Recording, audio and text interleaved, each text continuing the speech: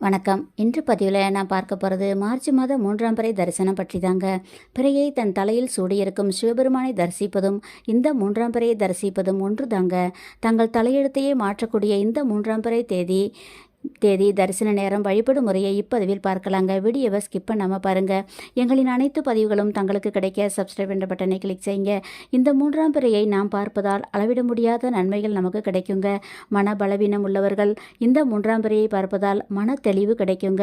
கணவன் மனைவி பிரிந்து இருப்பவர்கள் கணவன் மனைவி இருவரும் சேர்ந்து இந்த 3ஆம் பிறையை பார்த்தால் ஒற்றுமை ஏற்படுங்க.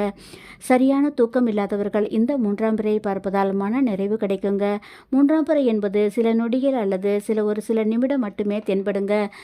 அந்த நேரத்தில் கைகளை கூப்பியபடி ஓம் சந்திர மௌலீஸ்வராய நமக, ஓம் சந்திர மௌலீஸ்வராய நமக, அப்படி இல்லைன்னா ஓம் சந்திர பகவானே போற்றி என 9 அல்லது 11 அல்லது 27 முறை சொல்லி மனதார தங்கள் வேண்டுதலை வைங்க.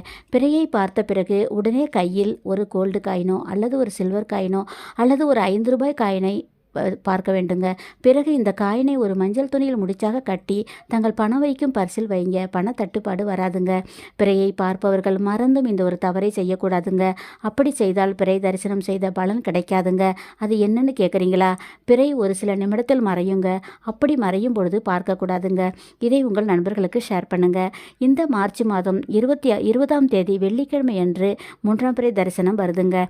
தரிசன நேரம் மாலை 6:45 முதல் 7:30 சந்திர தரிசனம் செய்யலாம். மாணவர்கள் இந்த சந்திர தரிசனம் செய்தால் கல்வியில் முன்னேற்றம் கிடைக்குங்க. தொடர்ந்து 9 மாதம் இந்த சந்திர தரிசனம் செய்தால் தீராத பிரச்சனையும் தீருங்க. மாதவிடையான பெண்கள் பிறையை பார்க்கக்கூடாதுங்க. அப்படி பார்த்தால் பாவம் வந்து சேருங்க. தங்கள் கருத்துக்களை கீழே கமெண்ட் பாக்ஸில் தெரியப்படுத்துங்க.